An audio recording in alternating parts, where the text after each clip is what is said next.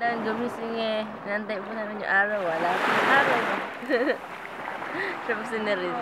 Nagising po ako nung lagay na to. Si Ariel po nandun sa cottage nila. Tapos si Achi naman po magsasalita. Gusto mo ba magsalita? Tapos, uy, paano ko ganahin na? Akin na. Hi! Dito kami ngayon sa Pagudpod Beach. Pagod po. Kagigising lang namin!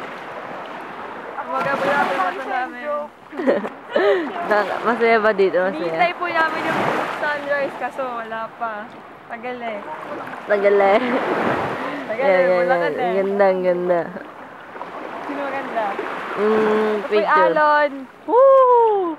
Oo. Ayan po si... Hindi ko pa kilala.